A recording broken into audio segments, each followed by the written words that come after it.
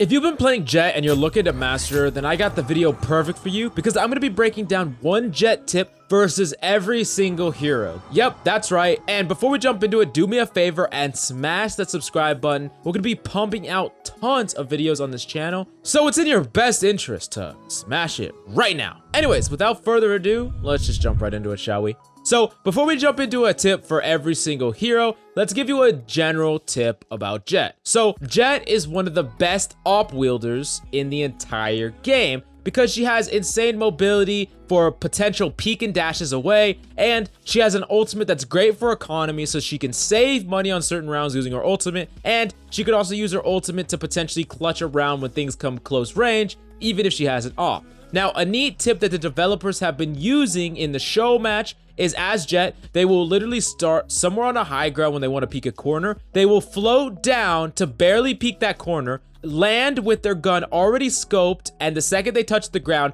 they will fire and instantly dash away or tailwind away. This is difficult for enemies to see if they're peeking the same corner from close, so definitely try it out in your games and let me know exactly how it works down below. It might be able to allow you to get some cheeky kills with less risk. Now, let's move on to the first hero that Jett has to go up against, which is another Jett. Now, if you're up against another Jett, listen for that Jett to use their updraft near points. When pushing a point, oftentimes enemy Jetts will use their updraft ability to secure the high ground in some way, and when they're up there, your crosshair placement is going to be completely off. Because of your abilities, you can really peek these high ground angles a little bit more aggressively than your team. Make sure that she's not there, or if she is there, catch her by surprise because you're already pre-firing where you think she's gonna be. On top of that, keep track of her ability use. Realize when she doesn't have abilities and you do, because that can give you a next level advantage. If you have your tailwind and she doesn't, you could perhaps take an angle peek a little bit more aggressively than she can, and so on. Now moving on to the next character that you're up against often is Sage. And against Sage, we need to talk about Sage's wall, which is very powerful, but Jett has the perfect counter because she could updraft right over top of it. She can also updraft to get over top the slow ice, but unlike before, if you're slightly above the slow ice, it will still slow you, which is kind of unfortunate for Jett, but you definitely could still get over these in other ways. And also, keep in mind that a lot of Sages might be extra cautious of you if she sees you beforehand, so when you hop over the wall, she can normally hear it if she's close by, and keep in mind that she might be ready to peek you. And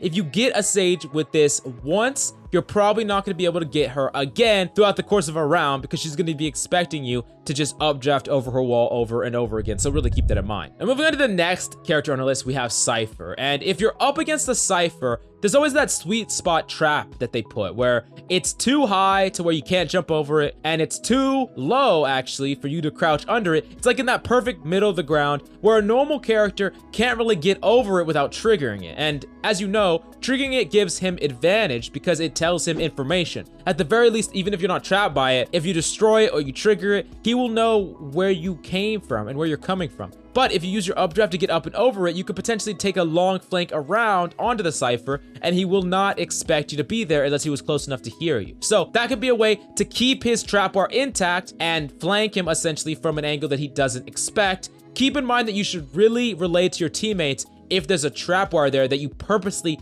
didn't detonate it, because you don't want your teammates to walk around the corner and get caught in it too, following behind you. Now moving on to the next character on the list is Viper. And up against Viper, sometimes it's worth it to gain information inside of her ultimate as Jett. As Jett, you need to be more aggressive than your other teammates because you can use the information that you gain in there and you still have an out. The second you see someone, you can instantly updraft and tailwind right out of her ultimate, get the heck out of there, so you can gather some information like where enemies are. You could potentially gather information like if there's only a Viper, you could say, oh, she has a shotgun, or oh, she has an AWP, or oh, she has this. That's precious information you can get, and you can also make a play on these characters while still having an out as well, because they can't really chase you if you updraft and dash away because they don't have any LOS outside of their ultimate as well. No one inside will have any LOS of you. So keep that in mind. As Jett, you need to be kind of more of an initiator, especially if you do not have any ultimates that completely counter Viper's ult, such as Orbital Strike or things like that. Now moving on to the next character on our list, we have Sova. And against Sova, you can easily use your tailwind to dodge his recon arrow, even if it's a perfectly placed recon arrow, because your tailwind is actually faster than his pulse beam, the pulse that spreads out from his tailwind, so you can actually get out of its line of sight or just try to outrun it altogether and then dash behind line of sight. That's things that you can definitely do when you see an opportunity to. And in general, when he ultimates, here's a simple trick that I've used to actually get some free kills on Sova. When he activates his ultimate, you know exactly where he's coming from. You can see it. You see essentially where he's lining it up, and you can kind of get an idea in your mind where he's firing it off from. Because he has to fire off all 3 shots or wait the whole duration of his ult, you can actually use a combination of your updraft plus your dash to actually close the distance in on him and potentially get an angle from before he ends his ultimate or right as he ends it, and you can get a lot of kills on the Sova this way. It's actually a really powerful way to punish a Sova who uses ultimate when he's too close to your team. Now moving on to the next character on our list, we have Brimstone,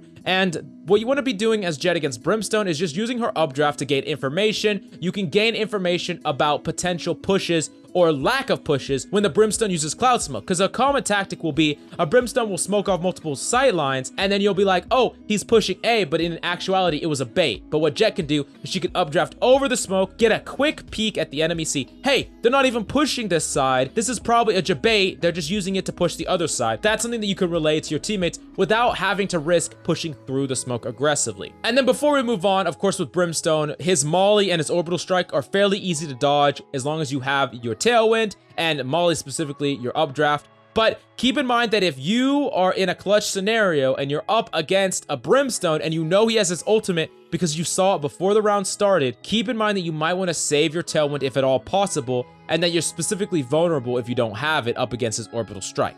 Now moving on to the next character on our list, we have Omen. And in order for us to come up with a tip that you can use against Omen, you need to really realize Omen's typical playstyle. And honestly, Omen usually doesn't have that much synergy and is mainly an aggressor. In a lot of tournaments that he's been played in and in a lot of high-level streams, you see Omens aggressively pushing through their own smokes, trying to find teleport plays and plays against the enemy team. So an Omen is really likely to push through his own smoke more than other characters. This means as Jett, which is one of the best 1v1 duelers, you want to actually be holding and peeking his smokes to potentially dissuade him from peeking in there or punish him for it, because at the very least, you have an out card. You can updraft out of his smoke and potentially tailwind away. So that's why you can aggressively peek his smokes. And all in all, this is only because you have that get out of jail free card or that out in your back pocket. This is why you can do this kind of thing and really just try to think about what an Omen is gonna do.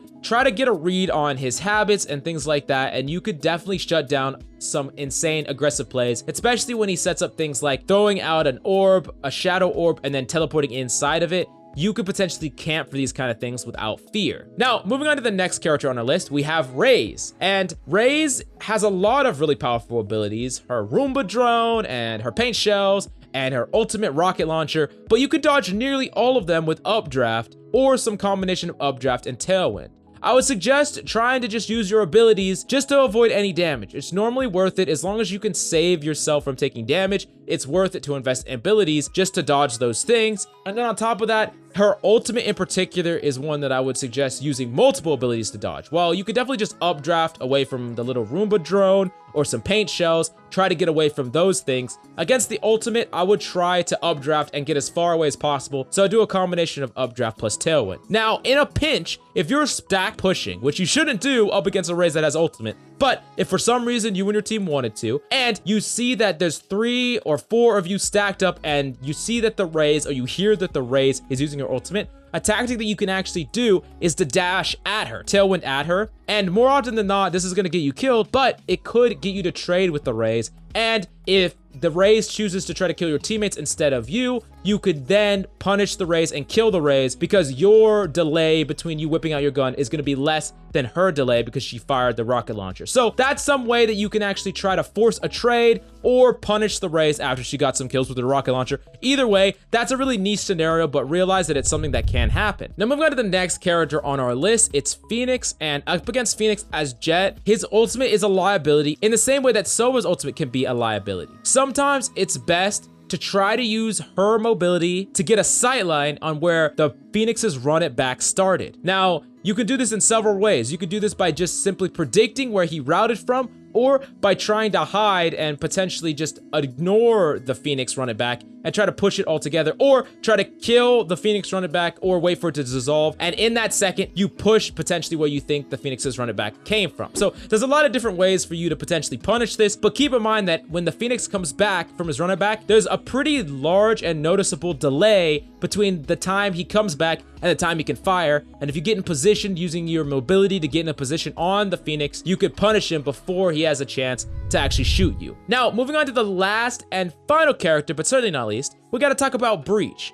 Now, Breach, of course, is a character that can do damage and flash and stun people all throughout walls, but Jett has a lot of outplay to this. She can dodge a lot of these abilities with her tailwind or even her updraft, specifically the damage ability. Keep in mind that against the flashes, you still need to be trying to look away if you can in order to prevent the full flash from hitting you. But against a lot of these other abilities, you can really dodge them using your abilities, which is nice. And then on top of that, keep in mind that between your glide ability, your updraft, and your dash, you could potentially secure a location when the Breach uses his ultimate that they would not expect. You know, they use that to create space and to push a point, but if you could use your updraft and your dash to potentially put you on the high ground somewhere out of the way but safe, almost like an aggressive positioning that also dodges that ultimate, that could be a way that they push on like crazy. They think that that ultimate kind of dissuaded people from actually pushing onto a point, but in reality, using your abilities, you secured a positioning that could actually punish them for pushing in. Anyways, if you like this series, do me a favor and smash that subscribe button, and if you have any questions, comments, or if there's another character that you want me to do, that character versus every character on the roster, definitely let me know in the comments down below. Here at Gameplay Valorant, we're gonna be pumping out tons of these types of videos, so smash that subscribe button because we're just getting started, y'all. And I think that's all we got for you right now. I'm Coach Mills, and until next time,